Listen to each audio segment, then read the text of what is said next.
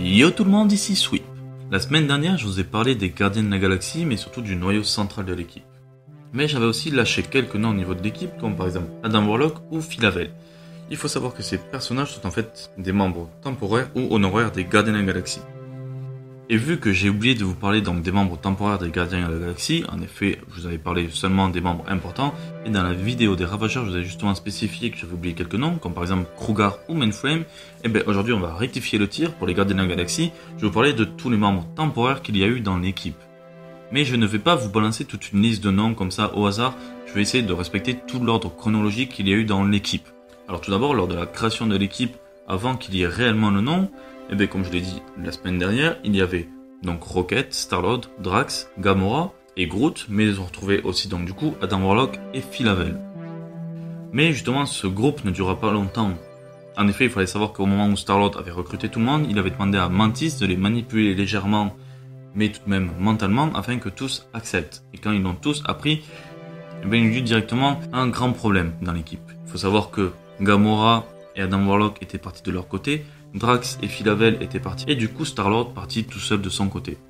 Et il se créa donc une toute nouvelle équipe, car le but des Gardiens de la Galaxie n'était pas en vain, il fallait tout de même sauver l'univers par rapport au potentiel danger, et du coup cette équipe se composa donc de Groot, de Rocket, mais aussi donc de Mantis, de Bug et du Major Vance Astro. Il faut savoir donc que durant cette période de séparation, Star-Lord lui se retrouva dans la zone négative, au sein d'une prison. Nous avons après Phila et Drax qui eux sont partis à la recherche de Dragon Lune, et le duo Adam-Gamora, eux, affrontaient directement l'église de la vérité universelle. Le premier à retrouver l'équipe fut Quill. En effet, il fut aidé par les Gardiens de la Galaxie au sein de la zone négative pour s'échapper, et du coup, il ramena avec lui un nouveau membre, Jack Flag. Puis donc, Drax et Phila, de leur côté, réussirent à ramener Dragon Lune à la vie. Pour cela, Phila dut accepter un marché et devenir le nouvel avatar de la mort, mais cela permit donc que sa bien-aimée, Dragon Lune, Heather Douglas, puisse revenir à la vie. Et du coup, le trio rejoignit donc le groupe des Gardiens de la Galaxie. Puis plus tard, ce fut donc au tour donc de Gamora et d'Adam de rejoindre l'équipe. Et là, à ce moment-là, on se retrouve avec le plus grand nombre de membres au sein donc des Gardiens de la Galaxie. Pour vous donner une idée, on en a au total 12. Nous avons Rocket, Groot, Mantis, Bug et Vance, l'équipe de base. Puis se sont rajoutés donc Star-Lord et Jack Flag. Ensuite, nous avons eu Dragon Lune, Drax et Phila. Et pour terminer, donc, Gamora et Adam Warlock. Et tout cela se passe justement pendant War of Kings. Mais très rapidement, il va y avoir des absents. Il faut savoir que vers la fin de War of Kings et donc le début de Realm of Kings, en fait, Adam Warlock va céder le pas au Magus, son côté maléfique, et il fut donc tué par Star-Lord. Mais durant le combat, il y eut de lourdes pertes. En effet, Cosmo, Mantis, Gamora, Philavel et Vance furent tués dans ce combat. Mais en fait, il ne s'agissait que d'une illusion, le Magus ne les avait pas vraiment tués et n'était pas vraiment mort. Et le groupe des potentiels morts fut en fait capturé et prisonnier par le Magus et par l'église de la vérité universelle.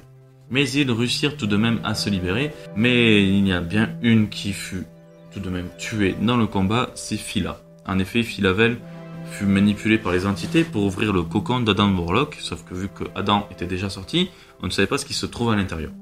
Et lorsqu'elle ouvrit, surprise, c'est le titan fou. Et Thanos en profita directement pour la tuer. Donc Phila, elle n'a pas fait long feu. Mais pour autant, le groupe resta toujours de 12, car même si Phila était morte, Cosmo, lui, avait rejoint l'équipe pendant une certaine période. Puis la guerre commença à faire rage donc contre le Cancerverse. Il faut savoir qu'à la fin de Realm of Kings, il y eut une grosse bataille et une brèche géante fut ouverte vers le Cancerverse, un autre univers, et il y eut beaucoup de batailles. Et dans cette bataille, il faut savoir que pour refermer la faille du Cancerverse, Star-Lord et le Nova Richard Rider se sacrifièrent pour sauver tout le monde.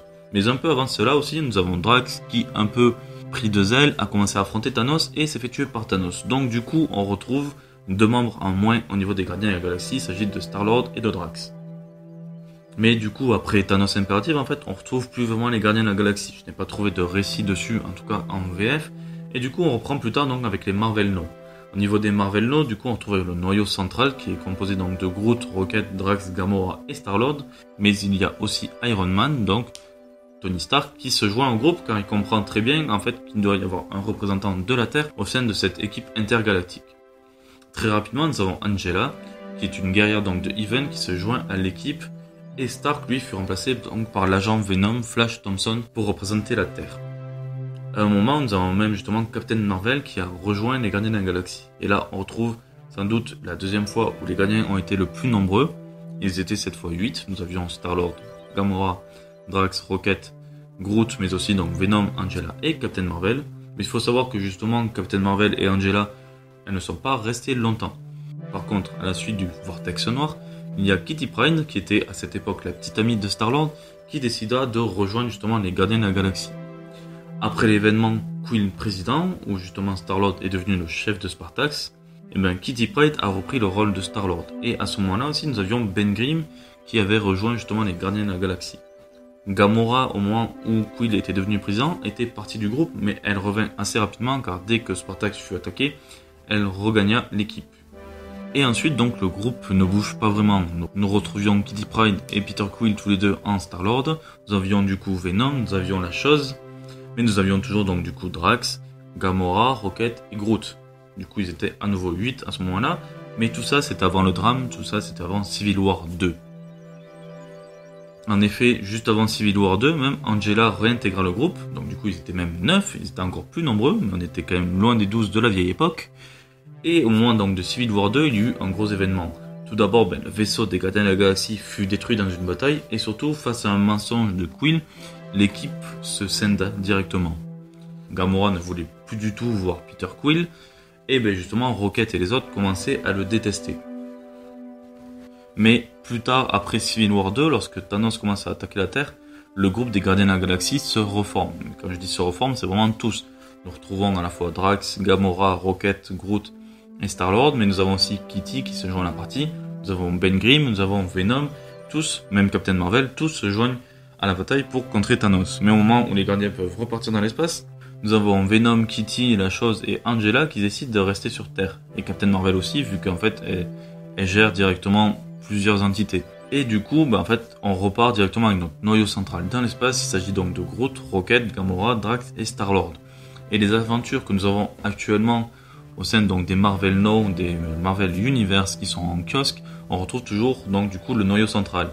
Et on retrouve pas actuellement de membres temporaires qui se sont joints à l'équipe.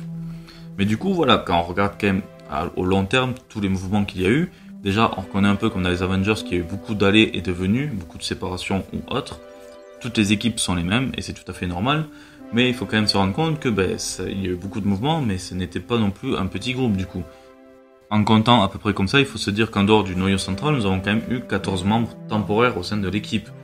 Nous avions Adam Warlock, Phyla-Vell, mais après nous avons du coup eu Mantis, Bug, le Major Vance, Astro. Nous avons eu Jack Flag et Dragon Lune qui se sont joints à Toon Trio et même Cosmo. Puis justement, après tout ce qui est Thanos Imperative, lorsqu'on retrouve le Marvel Now, nous avons eu dans un premier temps Iron Man, puis l'agent Venom, Captain Marvel, Kitty Pryde et Ben Grimm. Donc il y a eu quand même pas mal de mouvements. Oups, j'ai oublié aussi Angela. Mais du coup, il y a eu pas mal de mouvements. Donc voilà, ce n'est pas un petit groupe, il est quand même assez important. Et même pour le noyau central qui ne comporte que 5 personnes, il y a beaucoup de choses à dire sur les Gardiens de la Galaxie. Sur ce, voilà, la vidéo est finie, j'espère que vous aurez apprécié le sujet.